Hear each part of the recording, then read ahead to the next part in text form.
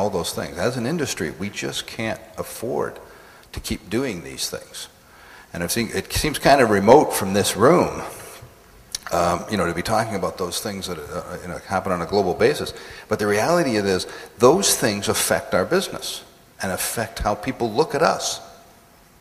When we're out there trying to sell something, and people are going, well, is this like that Lehman thing? It happens, right? I mean, I'm seeing people shaking their heads. It is out there, and that kind of unbridled, doesn't matter as long as I make money type of mentality is going to become less and less acceptable in the financial services. It doesn't mean that we're not going to be out there trying to make money. That's what we're there for.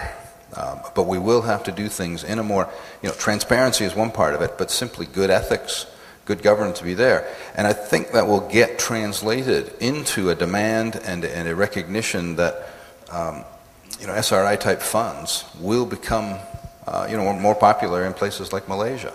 And it's certainly something that if people latch on to that, if those generations, those people that don't buy unit trusts these days, can latch on to that, and that's something that they can identify with and value, then we should be out there getting that into their into the marketplace and sell that in a proper manner. So I think it's, the answer basically, it's not here. But I certainly hope that this change that needs to happen in financial services will result in it coming here. Sheila, would you like to add on that? Okay. If we drill further in the big picture, what ethical investing is all about, and SRI is another meaning for ethical investing. If you're going to develop a product that is ethical, then you have to meet certain standards. And I believe SC has one. For instance, you need ethical committee members apart from your investment committee members. And depending on what ethical principles you are adopting.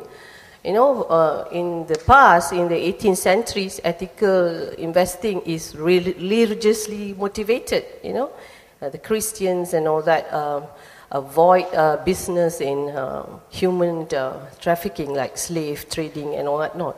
So then you got this ethical investing which avoids sinful activities such as you are in liquor, in gambling, even nowadays in tobacco, military and weaponries are part of consideration for sinful activities. So, but in this new context, we probably will cover three main things: environmental awareness, good corporate governance, and also good CSR. Yeah. So, if you take all this, you might find that, for instance, in my experience, I have one ethical fund that have these kind of principles. So, if we're not careful, we'll be like the US, 10,000 funds out there. And the more we launch, the more complexity, the more choice, and the more confusing your investors are going to be. So at the end of the day, you got to step back and say, what are our investors actually buying from us? Is it another fund? Or are they really buying an investment management service at the end of the day? Right? So perhaps it is not just the fund. Perhaps it's managing, paying attention to the investor's portfolio of funds. Right? How many of you would have an investors that got 2 funds, 3 funds, 4 funds that you've recommended? But if they are all standalone and they are all stovepiping, are you concentrating more risks? Are you diversifying risks? Are you managing it as a portfolio? Or are you adding more and more fund? All right?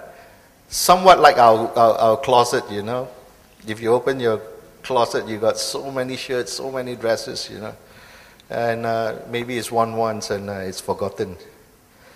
Right? So and it's how you look at it. So that I believe there's room to innovate based on the advice that you give, right? To structure portfolios rather than focus on funds.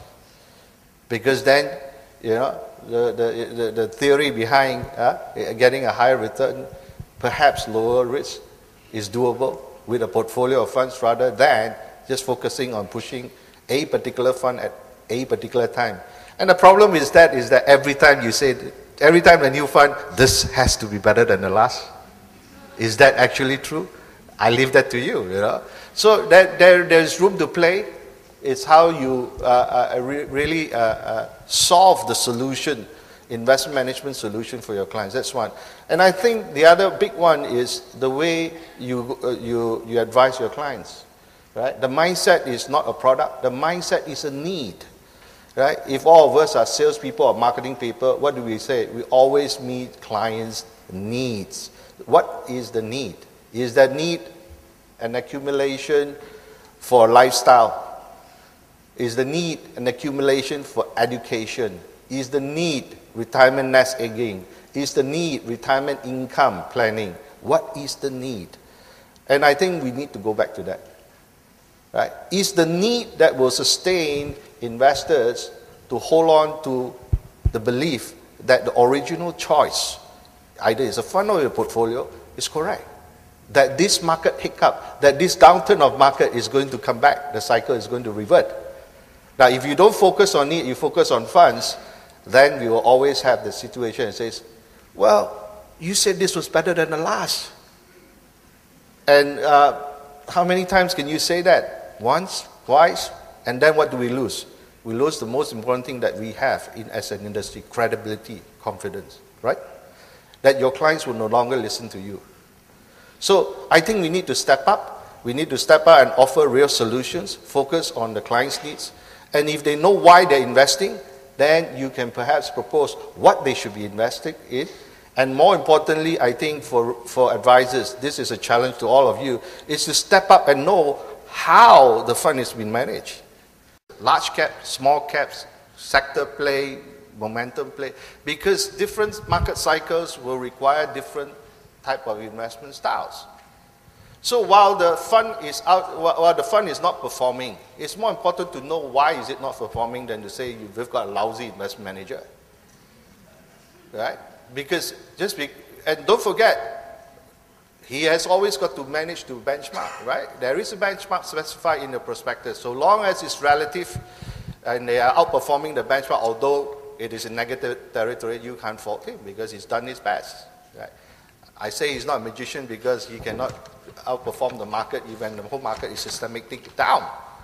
Then he'll be knowing something that all of us don't know. That's even more dangerous. All right? So I think most fund managers have got fund fact sheet. They publish their NAV daily, and you can always